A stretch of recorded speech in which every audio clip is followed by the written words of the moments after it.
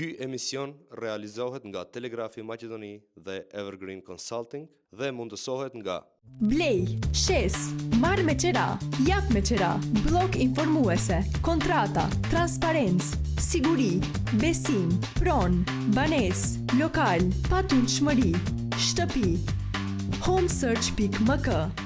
Përshëndetje dhe mirë se erdhët në episodin tonë të radhës të emisionit Momentum. Ky emision që ju jep zë startupeve në Republikën e Maqedonisë së Veriut.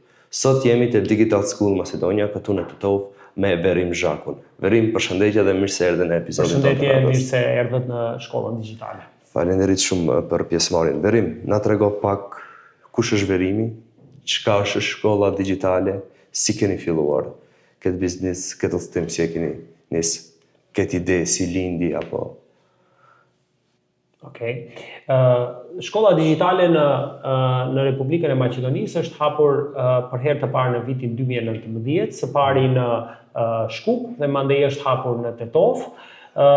Unë jam, drejtori i shkollës digjitale në Tetov, jam inxhinier i shkencave kompjuterike me eksperiencë disa vjeçare në për institucionet shtetërore dhe qëllimi i shkollës digjitale ka qenë që të krijojmë një institucion ku do japim njohuri në fushën e shkencave kompjuterike dhe të mësojmë fëmijët dhe të rinj për profesionin e të ardhmes që janë fusha e programimit edhe shkencat kompjuterike.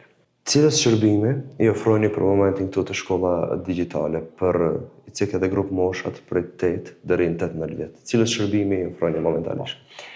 Shkolla digjitale është një institucion arsimor ku ne ofrojmë kurse të programimit për fëmijë duke filluar nga mosha 8 vjeçare deri në 18 vjeç, por edhe për më të rritur, pra edhe për student.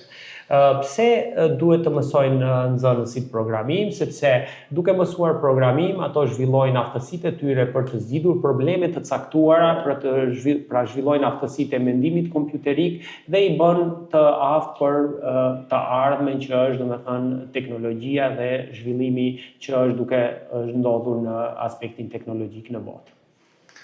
Verimi, lidhe nxënësit, aftësitë, zhvillimi. Sa do ishte nevojshme kodimi, këto që ka ofrojnë ju si të thëmë kodimi kështu në gjuhën e thjesht, të ishte edhe si lant, themi prej shkollat fillore, lant edhe të shkollat publike, jo shkollat private që ka ofrojnë këtë gjë. Po. Realisht në plan programin e shkollave, edhe në shkollat tona publike, është i përfshirë pra programimi si lënd, më duket se duke filluar nga klasa e 6, por ajo që vërim është se si tillë për të dëshiruar, sepse kalohen shumë gjëra në të njëjtën kohë dhe nuk kapet ajo që është esenca e programimit, sepse duhet që të mësohen bazat e programimit dhe të shkohet mandej në nivele më të avancuara.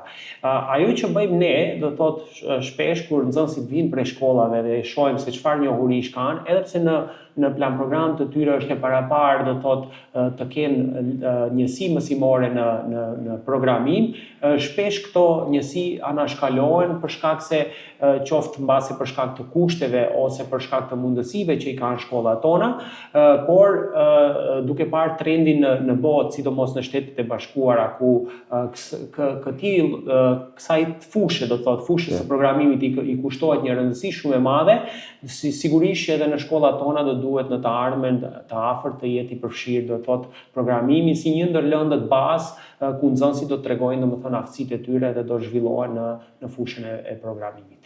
Shpresoj që kjo të ndodhi sa më shpejt. Sigurisht. Verim, brain drain. Një në çdo emision e kena ne si temë tani, apo ikja e trurit. Sa mendojni se kontribojni në parandalimin e kësaj?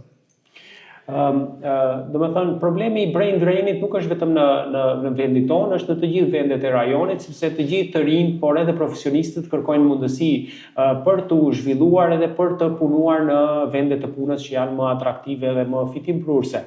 Ajo që bëjmë ne te shkolla digjitale, pra jemi duke zhvilluar një gjenerat të re të profesionistëve, pra të informatikanëve, programerëve, do thotë që janë të aftë të zhvillojnë aplikacione, të zhvillojnë pra programe të ndryshme, edhe tani përparësia e kësaj fushë është sepse ti si programer mund të punosh nga cili lokacion të duash. Domethënë, ajo që ndihmojmë neve do të thotë është që krijojmë një gjenerat që do të mund të punojë nga zyra këtu në, të themi, në Tetov, në Shkup edhe kështu me radhë, dhe nuk ka nevojë të vendoset diku tjetër në shtetet evropiane. Pra ne do të ndihmojmë që të mbese persona që janë, domethënë, profesionistë të fushës të punojnë nga Maqedonia, nga Tetova, nga Shkupi, por të punojnë për klientë që janë të jashtëm dhe në atë do kontribojmë që mos të largohen prej këtu, gjithsesi të kontribojnë edhe në duke punuar edhe në projekte lokale, në zhvillimin e projekteve brenda vendit tonë edhe kështu me radhë, ndarjen e aftësive të tyre edhe kështu me radhë. Ajo që bëjmë ne për shembull shumicën e nxënësve tonë që janë nxënës të dalluar në shkollën digjitale, investojmë në aftësitë e tyre, edhe disa prej atyre për shembull i angazhojmë në projekte reale që marrin pjesë në gara të ndryshme, marrin pjesë në projekte që i zhvillojmë bashkë me klientët tonë, në mënyrë që të krijojnë një eksperiencë dhe të shohin se edhe prej këtu te ne mund të punohet dhe mund të ketë sukses. Verim, ju merrni pjesë edhe në për gara për kodim, tash të quajtur hackathon. Tash së fundmi e keni qenë pjesë e garës apo hackathonit të themi të organizuar nga komuna e Tetovës, ku jeni një ndër 4 fituesit të çmimit të parë. Domethënë, çmimi 10.000 euro me një produkt tuin personal. Mund na tregosh pak më shumë lidhje me këtë produktin, si e keni zhvilluar e shumë gjëra më tjerë? Sigurisht ne me nxënësit tonë të shkolla digjitale shpesh marrin pjesë në për hakatone të ndryshme, ku nxënësit tonë tregojnë aftësitë e tyre në programim. E fundi që kemi marrë pjesë ishte hakatoni i organizuar nga komuna e Tetovës për zgjidhje inovative për një jetë urbane, dhe jemi një ndër fituesit e këtij hakatoni dhe duhet të zhvillojmë një produkt që kemi propozuar gjatë hakatonit edhe kemi realizuar si ide dhe si program në këtë hakaton. Ideja është të realizojmë një produkt, një software për komunën e Tetovës, i cili do të digitalizojë një ndër proceset shumë të rëndësishme në komunë, që është procesi i inspektimit dhe shërbimeve të inspektimit në komunë. Për këtë mund të flasë edhe Bulza, që është një ndër antarët e ekipit të shkollës tonë, gjithashtu është nxënëse në shkollën tonë që ka marrë pjesë dhe që është pjesë e ekipit fitues në hakaton. Përshëndetje, unë jam Bulza, do me thënë ekipi jonë gjatë hakathonit 2 ditësh ka zhvilluar një ide që përfshin një program që do të rritë efikasitetin dhe profesionalizmin e inspektorëve. Programi ynë mundëson digitalizimin e proceseve të inspektimit, më konkretisht inspektimet, procesin e inspektimit, dokumentacioneve dhe komunikimeve të brendshme. Ky program është i bërë që të mundësoj transparencën mes inspektoratit të komunës dhe komunitetit tonë. Me këtë program në ofrojmë transparencë, mbështetje dhe një kontribut ndaj shoqërisë tonë. Verim, faleminderit që ishe pjesë e misionit tonë. Ne ju urojmë sa më shumë suksese, sa më shumë nxënës, talenta të rinj në lidhje me kodimin, sa më shumë çmime të mëdha nga ana jonë, edhe shëndet sa më shumë keni.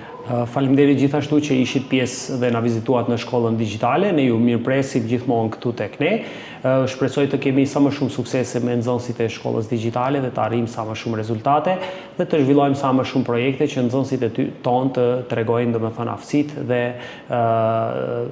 njohuritë të cilat i marrin tek shkolla digjitale dhe të dallohen në qytetin tonë ose edhe në shtetin tonë. Faleminderit edhe një herë. Ky emision realizohet nga Telegrafi Maqedoni dhe Evergreen Consulting dhe mundësohet nga Blej, shes, marr me qera, jap me qera, blok informuese, kontrata, transparencë, siguri, besim, pron, banes, lokal, patundshmëri, shtëpi, homesearch.mk.